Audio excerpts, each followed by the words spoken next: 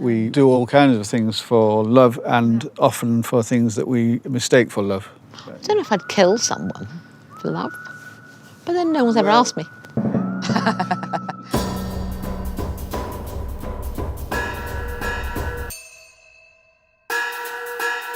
The premise of Landscapers is that Susan and Chris Edwards were accused of the double murder of Susan's parents and then of burying them in the parents' backyard in Mansfield. And it's their love story, and along the way we explore various versions of the truth as it may or may not have been presented by different characters. What's fascinated me most about playing the character Susan is her fantasy world. I love the way we see her fantasy, and that's been really fun, having someone with such a vivid imagination.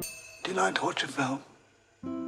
Susan has quite clear influences in what she considers to be romantic, and she loves black and white films, romantic films, she loves westerns, damsel in distress and heroic man. Just run, Susan, go! No! Chris is her knight in shining armour. Her cowboy, her Gary Cooper. She just wanted to be rescued, I think.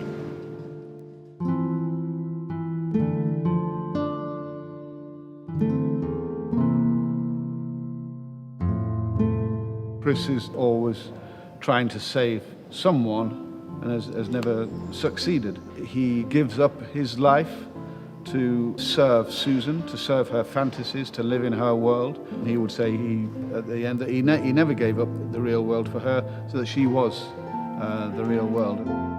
One of the big parts of the story is why, this is not really a spoiler, why he ultimately gives them both up, which he does early on in the story. We see him surrender himself to the British police. And why he did that after 15 years is one of the core questions of the whole series. I can't let Susan down. How would we describe the fictional Chris and Susan's relationship? I think what these two characters believe is that they are absolutely in love with each other, and that it's reciprocal. That's the love dream, isn't it? Yeah, that's to me feels like the basis of this. Whether they are delusional in other parts of their life, they have that. The manipulation that they have with each other is controlling the denial of that, of what they've done.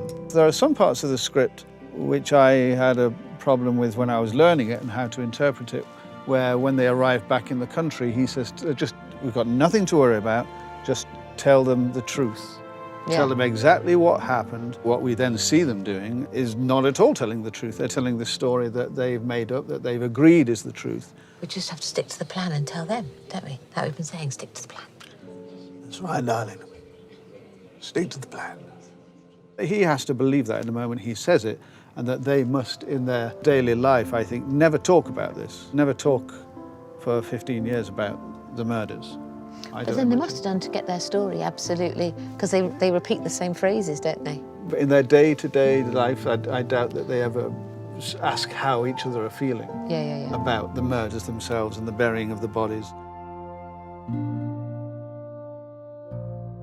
Can love make you act against your instinct? Yes, and I'd say that from personal experience, but I'm not sure I'm going to go into detail. Will you tell me after? Okay, I'll